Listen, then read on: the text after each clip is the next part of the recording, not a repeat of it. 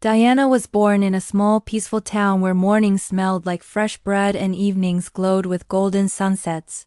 Her family lived in a cozy little house with a bright blue door, a door that everyone in the neighborhood recognized. People often said that the door matched Diana's eyes, curious, bright, and always full of wonder.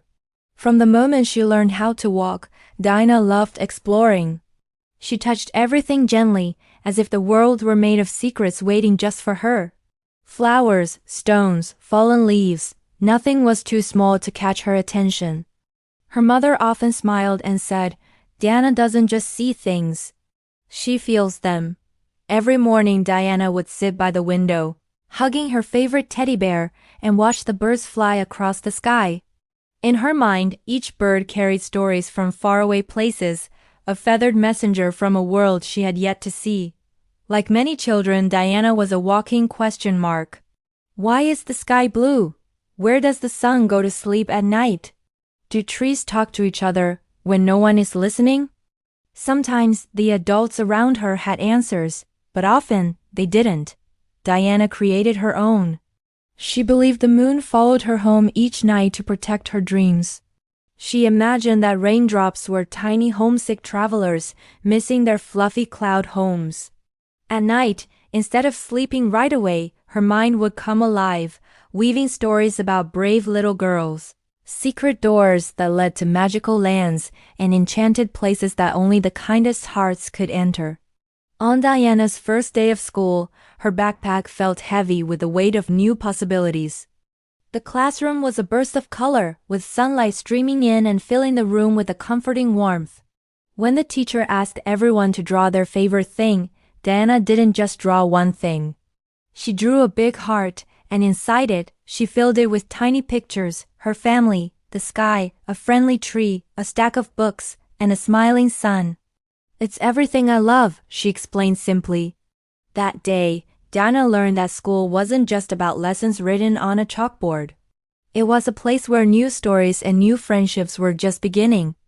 Behind Diana's house stood an old wise tree with wide branches and leaves that seemed to whisper secrets to the wind. Diana named it the Listening Tree. Whenever she felt confused, sad, or just had a thought too big for her small world, she would sit beneath its sprawling branches and talk. "I want everyone to be happy," she once whispered to its sturdy trunk. The tree, of course, never spoke back with words. But in the rustle of its leaves and the steady way it stood, Diana always felt heard. She came to believe that nature listens, especially when people don't. Diana had fears, just like every child. She was afraid of the dark and the sudden loud clap of thunder. One stormy night, the power went out, plunging the house into an unfamiliar silence and deep darkness. She hugged her teddy bear tight and whispered to herself, over and over, "I am brave. I am safe." A few moments later, her mother entered the room with a single candle.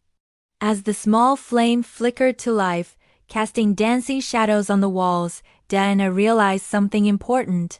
Even the smallest light has the power to push away the greatest darkness.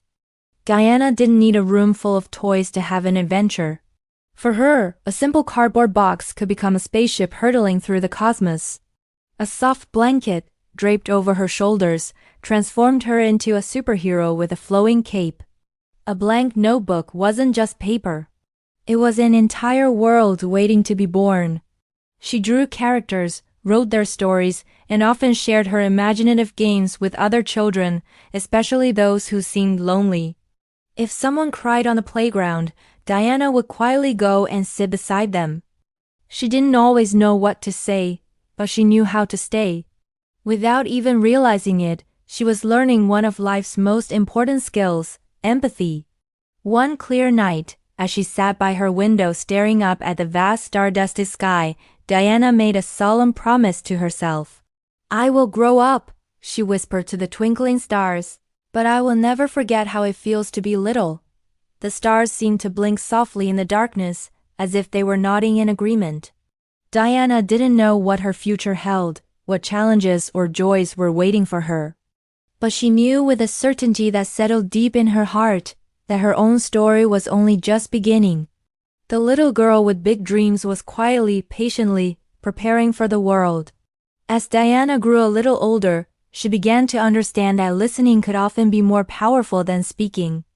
One afternoon at school, she noticed her friend Emma sitting alone on the swings, looking down at her shoes. Diana walked over and sat on the swing next to her. "I miss my old home," Emma finally whispered, her voice small. Diana didn't offer advice or try to cheer her up. She simply stayed, swinging gently beside her. And in that shared silence, Emma knew she wasn't alone. Sometimes, that's all that's needed. On her 7th birthday, Diana received a beautiful purple notebook with a silver clasp. She decided it would be her secret world. Inside its pages, she poured out her stories, her deepest questions, and her wildest dreams. She wrote, "Can kindness really change the world? Why do people feel lonely even when they're in a crowd?" The notebook became her safest place, a friend that held her thoughts without judgment.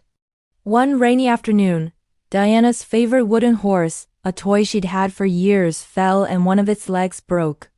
"It's ruined," she cried, her tears mixing with the raindrops on the window pane. Her father picked up the pieces.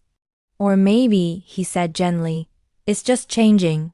They sat down together with glue and string, carefully mending the broken toy. When they finished, the horse had a new, slightly crooked leg, but it stood strong.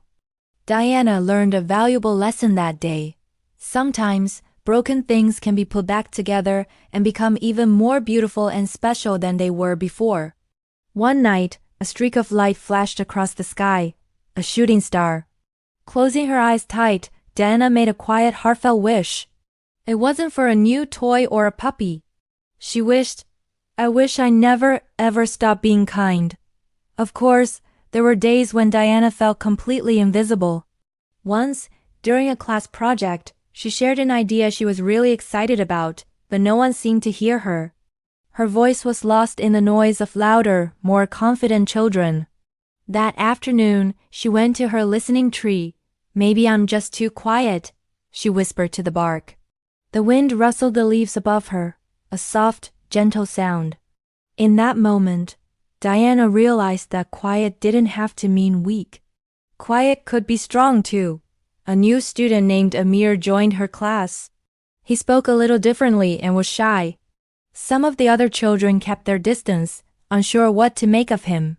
But Diana didn't. She smiled at him, shared her crayons, and invited him to play during recess. One day, Amir looked at her and said, "You're nice." Diana just shrugged and smiled.